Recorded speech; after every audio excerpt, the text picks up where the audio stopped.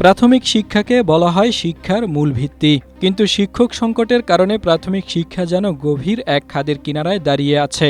দেশের ৬৫,০০০-এর বেশি শিক্ষা প্রতিষ্ঠানে প্রধান শিক্ষক ও সহকারী শিক্ষক এবং সৃষ্ট নতুন পদ মিলে ৭৮,০০০-এরও বেশি পদ বর্তমানে শূন্য রয়েছে। আর এই শিক্ষক সংকটের ভয়াবহ প্রভাব পড়েছে প্রশাসনিক ও শিক্ষা কার্যক্রমে, যার ফলে বেশি ক্ষতির মুখে পড়েছে প্রান্তিক অঞ্চলের শিক্ষার্থীরা।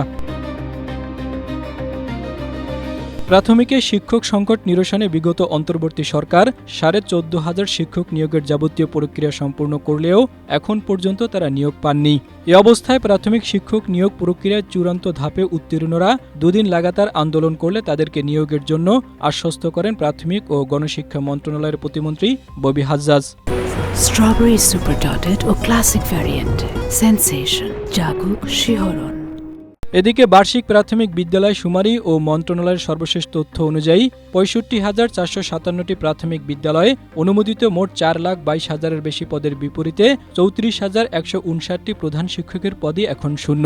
ফলে এসব বিদ্যালয়ে সহকারী শিক্ষক থেকে প্রধান শিক্ষকের চলতি দায়িত্বে দেওয়া হয়েছে ১৩,৬৭৫ জনকে। একইভাবে সহকারী শিক্ষকে শূন্য পদ রয়েছে ২৪,৫৩৬টি।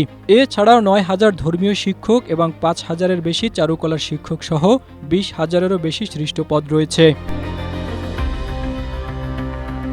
প্রাথমিকে যখন শিক্ষক সংকটের এই করুণ হাল, তখন প্রশ্ন উঠেছে কেন এই পদগুলোতে নিয়োগ দেওয়া হচ্ছে না।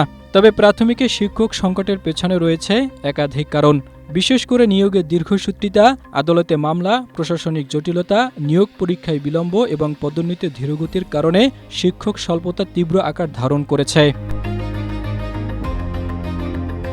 এদিকে শিক্ষক সংকট নিরসনে দ্রুতই প্রাথমিকে ৬০,০০০ শিক্ষক নিয়োগের কথা জানিয়েছেন শিক্ষামন্ত্রী ড. ইহসানুল হক মিলন।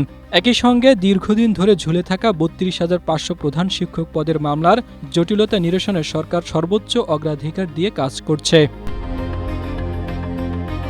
Desk report, Asia post.